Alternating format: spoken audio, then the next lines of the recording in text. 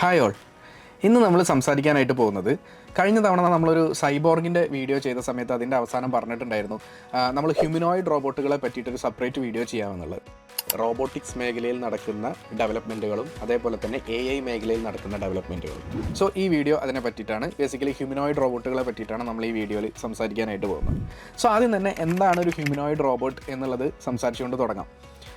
So ഈ പേര് പറയുന്ന പോലെ തന്നെ ഹ്യൂമനോയിഡ് അല്ലേ, ഹ്യൂമനുമായി സാമ്യമുള്ള റോബോട്ടുകളെയാണ് നമ്മൾ ഹ്യൂമനോയിഡ് റോബോട്ട്സ് എന്ന് പറയുക. അതിനെ നമ്മൾ ആദ്യം ഒന്ന് കാണുന്ന സമയത്ത് ഒരു മനുഷ്യൻ്റെ രൂപവും ഭാവവും ഒക്കെ ആയിരിക്കും അതിനുണ്ടാവും. അതിന് ചിലപ്പോൾ 2 കാലുകൾ ഉണ്ടാവും, ചിലപ്പോൾ 2 കൈകൾ ഉണ്ടാവും, ഒരു മനുഷ്യൻ്റെ ഹൈറ്റ് ഉണ്ടാവും, ചിലപ്പോൾ മനുഷ്യനെക്കാട്ടും ഹൈറ്റ് കുറഞ്ഞതായിരിക്കും. പക്ഷേ ഓവറോൾ അതിൻ്റെ ഒരു സ്ട്രക്ചർ എടുത്ത് നോക്കിക്കഴിഞ്ഞാൽ അത് മനുഷ്യനെ പോലെ നടക്കുന്നതും പ്രവർത്തിക്കുന്നതുമായിട്ടുള്ള റോബോട്ടുകളെയാണ് നമ്മൾ ഹ്യൂമനോയിഡ് റോബോട്ടുകൾ എന്ന് യൂഷ്വലി വിളിക്കാറുള്ളത്.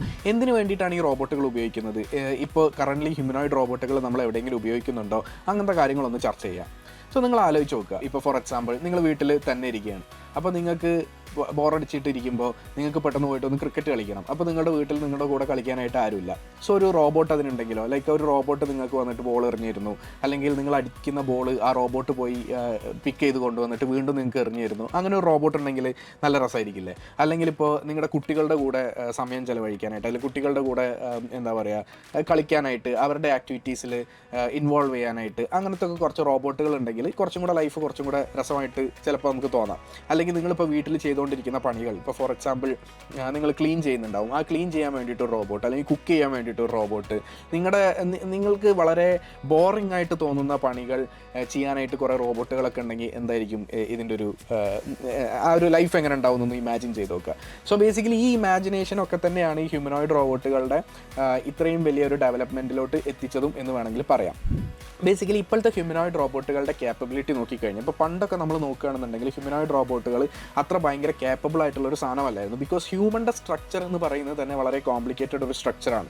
ഇപ്പോൾ ബാക്കി അനിമൽസിനെ നോക്കുകയാണെന്നുണ്ടെങ്കിൽ, ഇപ്പോൾ 4 കാലിൽ നടക്കുന്ന അനിമൽസ് ആണെന്നുണ്ടെങ്കിലും, അല്ലെങ്കിൽ ബാക്കി ബേർഡ്സ് എടുത്തു കഴിഞ്ഞാലും, അങ്ങനെ ആ ഒരു എനിമൽ കിങ്ഡത്തിൽ വളരെ കോംപ്ലക്സ് ആയിട്ട് വളരെ അൺസ്റ്റേബിൾ ആയിട്ടുള്ള ഒരു സ്ട്രക്ചറുള്ള ഒരു എനിമലാണ് ബേസിക്കലി ഹ്യൂമൻ എന്ന് പറയുന്നത്. നമ്മൾ 2 കാലിൽ നിൽക്കണം. അപ്പോൾ നമ്മളൊരു ബാക്കി മൃഗങ്ങൾ നിങ്ങൾ നോക്കുകയാണെങ്കിൽ അത് ജനിച്ച് കുറച്ച് കഴിയുമ്പോൾ തന്നെ പെട്ടെന്ന് നടക്കാൻ പഠിക്കും.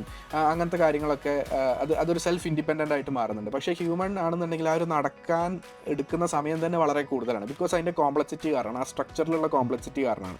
നമ്മൾ 2 കാലിൽ നിന്ന് ബാലൻസ് ചെയ്ത് പഠിക്കണം, അങ്ങനത്തെ കുറേ കാര്യങ്ങളുണ്ട്. സോ ആ ഒരു മെക്കാനിക്കൽ സ്ട്രക്ചർ അതിനകത്ത് ഉണ്ടാക്കുന്ന സമയത്തും ഇതൊക്കെ വളരെ ഇമ്പോർട്ടൻ്റാണ്. ഇപ്പോൾ 2 കാലിൽ നിൽക്കുന്ന ഒരു റോബോട്ടിനെ നമ്മൾ ഉണ്ടാക്കുമ്പോൾ ഇതിൻ്റെ സ്റ്റെബിലിറ്റി എന്ന് പറയുന്നത് വളരെ ഇമ്പോർട്ടൻ്റ് ആണ്. അപ്പോൾ പണ്ട് കാലത്തെ റോബോട്ടുകൾ നോക്കുകയാണെന്നുണ്ടെങ്കിൽ, പണ്ട് കാലത്തെ ഹ്യൂമനോയിഡ് റോബോട്ടുകൾ നമ്മൾ നോക്കുകയാണെന്നുണ്ടെങ്കിൽ ഇതിൻ്റെ സ്റ്റെബിലിറ്റി വളരെ കുറവായിരുന്നു. ഇത് ഒരു 2 സ്റ്റെപ്പ് നടക്കുമ്പോഴത്തേക്കും ചിലപ്പോൾ മറിഞ്ഞു വീഴുമായിരുന്നു, ചിലപ്പോൾ ഒരാൾ വന്ന് തള്ളിക്കഴിഞ്ഞാൽ അത് മറിഞ്ഞു വീഴുമായിരുന്നു. ഇതിന് സെൽഫായിട്ട് ഒന്ന് സ്റ്റേബിളായിട്ട് നിൽക്കാൻ പോലും പറ്റുന്നുണ്ടായിരുന്നില്ല. പക്ഷേ അതിനുശേഷം ഒരുപാട് ഡെവലപ്മെൻറ്റ്സ് ഇതിനകത്ത് നടന്നു. അതിൻ്റെ ഇടയിൽ 2 കാലിലല്ലാതെ വീലിലോടുന്ന ഹ്യൂമനോയിഡ് റോബോട്ടുകൾ വന്നു അതിൻ്റെ സ്റ്റെബിലിറ്റി കൂട്ടാനായിട്ട്. സോ അതെന്ത് ചെയ്യുമെന്ന് വെച്ച് കഴിഞ്ഞാൽ 2 കാലിൽ നടക്കുന്നുണ്ടാവില്ല, പകരം അതിനൊരു ബേസ് സ്ട്രക്ചർ ഉണ്ടാവും, അതിനകത്ത് കുറേ ചക്രങ്ങളുണ്ടാവും. ഈ ചക്രങ്ങളുടെ സഹായത്തോട് കൂടിയിട്ടായിരിക്കും ഇത് സഞ്ചരിക്കുന്നത്. പക്ഷേ ചക്രങ്ങളുടെ സഹായത്തോടു കൂടി സഞ്ചരിക്കുമ്പോൾ അവിടെ കുറേ പ്രശ്നങ്ങളുണ്ട്. ബേസിക്കലി ഹ്യൂമണിന് എന്താ പറയുക, ചെയ്യാൻ പറ്റുന്ന മൂവ്മെൻറ്റ്സ് പലതും അവിടെ റെസ്ട്രിക്റ്റഡ് ആണ്. ഇപ്പോൾ നമുക്ക് സ്റ്റെപ്പ് കയറാം, അപ്പോൾ ചക്രത്തിലോടുള്ള ഒരു സാധനത്തിന് സ്റ്റെപ്പ് കയറാൻ ബുദ്ധിമുട്ടായിരിക്കും. പിന്നെ നമുക്ക് സ്ലോപ്പ്, ഇപ്പോൾ ഒരു കുത്തനെയുള്ള സ്ലോപ്പ് വേണമെങ്കിൽ നമുക്ക് കയറാം, അങ്ങനത്തെ കാര്യങ്ങളൊക്കെ അതിന് ബുദ്ധിമുട്ടായിരിക്കും. സോ ഇതിനകത്ത് ഒരു വലിയ രീതിയിലുള്ളൊരു റിസർച്ച് തന്നെ നടന്നു. അതിൻ്റെ ഭാഗമായിട്ട് ഇപ്പോൾ ഈ ഹ്യൂമനോയിഡ് റോബോട്ടിക്സ് എന്ന് പറയുന്ന മേഖല, അല്ലെങ്കിൽ ഈ റോബോട്ടിക്സിൽ ഹ്യൂമനോയിഡ് റോബോട്ടുകൾ എസ്പെഷ്യലി അതിനകത്ത് വന്ന ഡെവലപ്മെൻറ്റ്സ് വളരെ കൂടുതലാണ്. സോ ഇപ്പോൾ അതെവിടെ എത്തി നിൽക്കുന്നു എന്ന് ചോദിച്ചു കഴിഞ്ഞാൽ, നമ്മൾ ആക്ച്വലി അതേപോലെ മിമിക്ക് ചെയ്യാൻ പറ്റുന്ന തരത്തിലുള്ള റോബോട്ടുകളൊക്കെ ഇപ്പോൾ ഇറങ്ങിയിട്ടുണ്ട്. എച്ച്പങ് എന്ന് പറഞ്ഞൊരു കമ്പനി അവരുടെ ഒരു റോബോട്ട് ഈ അടുത്ത് ഇത് ചെയ്ത സമയത്ത്, എന്താ പറയുക, റിലീസ് ചെയ്ത സമയത്ത് അത് ആക്ച്വലി അതിൻ്റെ മൂവ്മെൻറ്റ്സ് ഒക്കെ ഹ്യൂമനോട് വളരെ സാമ്യമുള്ള മൂവ്മെൻറ്റ്സ് ആയിരുന്നു. അത് അതേപോലെ തന്നെ മിമിക്ക് ചെയ്യുന്ന പോലെ, അല്ലെങ്കിൽ അത് നടക്കുന്നത് കണ്ടു കഴിഞ്ഞാൽ അതൊരു ഹ്യൂമൻ റോബോട്ടിൻ്റെ ഡ്രസ്സ് ഇട്ട് നടക്കുന്നതാണോ എന്ന് വരെ നമുക്ക് തോന്നിപ്പോവായിരുന്നു. സോ അങ്ങനത്തെ ചോദ്യങ്ങളൊക്കെ വന്നപ്പോൾ അവർ അതിൻ്റെ ക്ലോത്തൊക്കെ കട്ട് ചെയ്തിട്ടൊക്കെ കാണിക്കേണ്ടായി സ്റ്റേജിൽ വെച്ചിട്ട് തന്നെ. ഇത് ആക്ച്വലി ഇതിൻ്റെ ഉള്ളിലൊരു മനുഷ്യനല്ല, ഇതിൻ്റെ ഉള്ളിൽ ആക്ച്വലി ഒരു റോബോട്ട് തന്നെയാണ് എന്നുള്ളതൊക്കെ അതിൻ്റെ ആ ഒരു പുറത്തെ ലെയറൊക്കെ കട്ട് ചെയ്ത് അതിൻ്റെ ഉള്ളിലുള്ള മെറ്റലും അതിൻ്റെ ഇലക്ട്രോണിക്സ് ഒക്കെ അവർ കാണിക്കുന്നുണ്ടായിരുന്നു. അതേപോലെ തന്നെ മനുഷ്യനെ പോലെ മാർഷ്യൽ ആർട്സ് ചെയ്യാൻ കഴിയുന്ന റോബോട്ടുകളുണ്ട്. ഇപ്പോൾ നിങ്ങൾ യൂണിട്രി എന്ന് പറയുന്നൊരു കമ്പനിയുടെ G1 R1 എന്നൊക്കെ പറഞ്ഞിട്ട് കുറേ മോഡൽസ് ഉണ്ട്. അതൊന്നും നിങ്ങൾ ജസ്റ്റ് യൂട്യൂബിനകത്ത് നോക്കിക്കഴിഞ്ഞാൽ മനുഷ്യനേക്കാൾ മേ ബി നന്നായിട്ട് അത് ചിലപ്പോൾ മാർഷൽ ആർട്സ് അതിനകത്ത് ചെയ്യുന്നുണ്ട്. ബിക്കോസ് അത് തല കുത്തി മറിയുന്നുണ്ട്, ഒറ്റക്കാലിൽ നിന്നിട്ട് ഫ്ലിപ്പ് അടിക്കുന്നുണ്ട്, അത് ഓടിയിട്ട് ചിലപ്പോൾ എന്താ പറയുക 2 റൗണ്ട് ഇങ്ങനെ കറങ്ങി വീഴുന്നുണ്ട്, അതിന് ജമ്പ് ചെയ്യാനുള്ള ക്യാപ്പബിലിറ്റി ഉണ്ട്, അതിന് സ്റ്റെപ്പ് കയറാനുള്ള ക്യാപ്പബിലിറ്റി ഉണ്ട്, അങ്ങനെ പല കാര്യങ്ങൾ അതും ചെയ്യുന്നുണ്ട്. സോ നിങ്ങൾ ആലോചിക്കുക, ഒരു സ്റ്റേബിളായിട്ട് നിൽക്കാൻ പോലും പറ്റാതെ ഇരുന്ന ഒരു അവസ്ഥയിൽ നിന്ന് ഇപ്പോൾ നമ്മുടെ ഹ്യൂമനോയിഡ് റോബോട്ടുകൾ എത്തി നിൽക്കുന്നത് മനുഷ്യൻ്റെ ചലനങ്ങളെ ഓൾമോസ്റ്റ് മിമിക് ചെയ്യാൻ പറ്റുന്ന രീതിയിൽ, അല്ലെങ്കിൽ അതിനോട് എന്താ പറയുക പിടിച്ചു നിൽക്കാൻ പറ്റുന്ന രീതിയിലാണ് ഇപ്പോഴത്തെ ഹ്യൂമനോയിഡ് റോബോട്ടുകൾ എത്തിയിട്ടുള്ളത്. ഈ അടുത്ത് ചൈനയിൽ ഒരു റോബോട്ടിക്സ് ഒളിമ്പിക്സ് നടന്നിട്ടുണ്ടായിരുന്നു. അപ്പോൾ അതിനകത്ത് ബേസിക്കലി ഈ നമ്മുടെ ഒളിമ്പിക്സിനകത്ത് നടക്കുന്ന പോലെ കുറേ ഇവൻറ്റ്സാണ് അവിടെയും നടന്നിട്ടുണ്ട്. 100 മീറ്റർ റേസും അല്ലെങ്കിൽ എന്താ പറയുക ജമ്പിങ്, ബോക്സിങ്, അങ്ങനത്തെ കുറേ കാര്യങ്ങളൊക്കെ നടന്നിട്ടുണ്ടായിരുന്നു. ഇതിനകത്ത് പാർട്ടിസിപ്പേറ്റ് ചെയ്ത എല്ലാം റോബോട്ടുകളായിരുന്നു. സോ അത് ഒരു വളരെ രസകരമായിട്ടുള്ള കുറേ വീഡിയോസൊക്കെ അതിനകത്ത് അവൈലബിൾ ആയിട്ടുണ്ട്.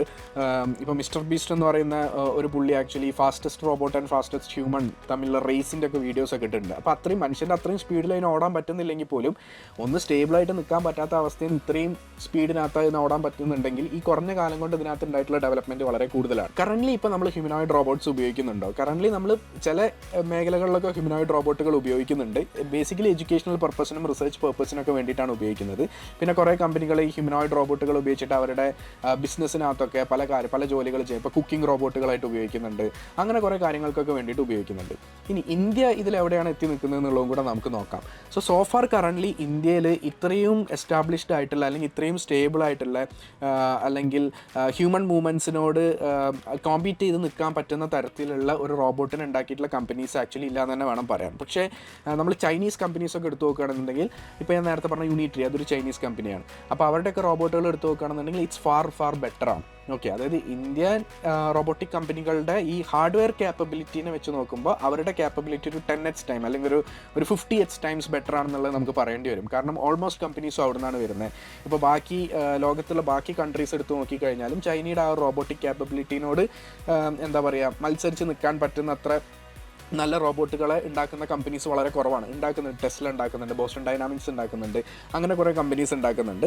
പക്ഷേ എങ്കിൽ പോലും ഈ ഹ്യൂമനോയിഡ് റോബോട്ടിനകത്ത് ഇപ്പോൾ ഏറ്റവും കൂടുതൽ ഒരു ഡെവലപ്മെൻറ്റ് നടത്തിയിട്ടുള്ള ഒരു കൺട്രിയാണ് ചൈന. അവർ എങ്ങനെ അത് നടത്തുന്നു എന്ന് ചോദിച്ചു കഴിഞ്ഞാൽ ബേസിക്കലി അവരുടെ ഇൻഡസ്ട്രി ആൻഡ് ഗവൺമെൻറ് ഇതിന് വേണ്ടിയിട്ട് നല്ല രീതിയിൽ കൊളാബ് ചെയ്യുന്നുണ്ട്. അവരിപ്പോൾ ഒരു ടെക്നോളജി ഉണ്ടാക്കുമ്പോൾ ഫോർ എക്സാമ്പിൾ ഇപ്പോൾ ഇന്ത്യയിൽ ഒരു കമ്പനി ഒരു സാധനം ചെയ്തു കഴിഞ്ഞാൽ ബേസിക്കലി ഒരു കൊളാബറേറ്റീവ് മൈൻഡ് ഇവിടെ കുറവാണ്. ലൈക്ക് നമ്മുടെ ഇന്ത്യയിലോ അല്ലെങ്കിൽ വേറെ US-ലൊക്കെ നോക്കിക്കഴിഞ്ഞാൽ ഒരു കൊളാബറേറ്റീവ് മെൻറ്റാലിറ്റി ഇല്ല. പക്ഷേ ചൈനയിൽ നോക്കുമ്പോൾ ആ ഒരു കൊളാബറേറ്റീവ് മെൻറ്റാലിറ്റി നിങ്ങൾക്ക് കാണാനായിട്ട് പറ്റും. ഫോർ എക്സാമ്പിൾ അവരുടെ പല റോബോട്ടിക് കമ്പനികളും വേറെ കുറേ കമ്പനികളുമായിട്ട് കൊളാബ് ചെയ്തിട്ടാണ് ചില പ്രൊഡക്റ്റുകൾ ഇറക്കുന്നത്. ഫോർ എക്സാമ്പിൾ അതിൻ്റെ ഒരു സോഫ്റ്റ്വെയർ സ്റ്റാക്ക് അവർ ഡെവലപ്പ് ചെയ്ത് കഴിഞ്ഞാൽ മേ ബി ആ സോഫ്റ്റ്വെയർ സ്റ്റാക്ക് വേറൊരു കമ്പനിയും കൂടെ അത് യൂസ് ചെയ്യുന്നുണ്ടാവും, അല്ലെങ്കിൽ അവരും കൂടെ യൂസ് ചെയ്യുന്നുണ്ട്. ഇവർ തമ്മിൽ കൊളാബറേറ്റ് ചെയ്തിട്ടായിരിക്കും ചെയ്യുന്നത്. സോ ഇതന്നെ അവരുടെ ഡെവലപ്മെൻറ്റിനെ വളരെ രീതിയിൽ ഫാസ്റ്റ് ആക്കുന്നുണ്ട്.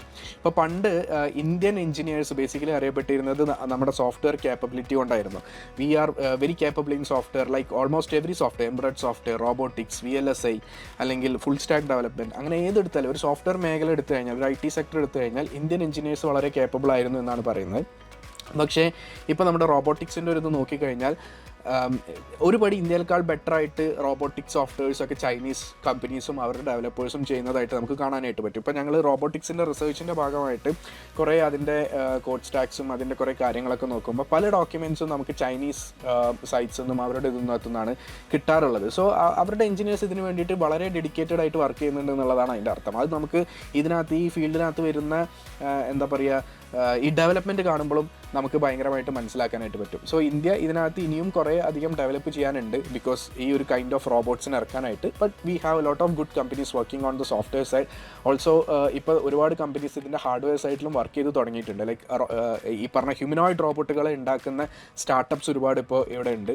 ഇന്ത്യയിൽ തന്നെ ഉണ്ട്, നോർത്ത് ഇന്ത്യ, ഡൽഹിയിലും ബാംഗ്ലൂരും ഒക്കെ ആയിട്ട് ഒരുപാട് കമ്പനീസിന് ഉള്ള ന്യൂസസ് നമ്മളിപ്പോൾ കേട്ടുകൊണ്ടിരിക്കുന്നുണ്ട്. ഞാനിപ്പോൾ ലിങ്ക്ഡിനും അതൊക്കെ നോക്കുമ്പോൾ കാണുന്നുണ്ട്. സോ അധികം വൈകാതെ തന്നെ ഇന്ത്യക്കും വളരെ നല്ലൊരു ഹ്യൂമനോയിഡ് റോബോട്ട് ഡെവലപ്പ് ചെയ്യാൻ പറ്റട്ടെ എന്ന് തന്നെ നമുക്ക് വിശ്വസിക്കാം.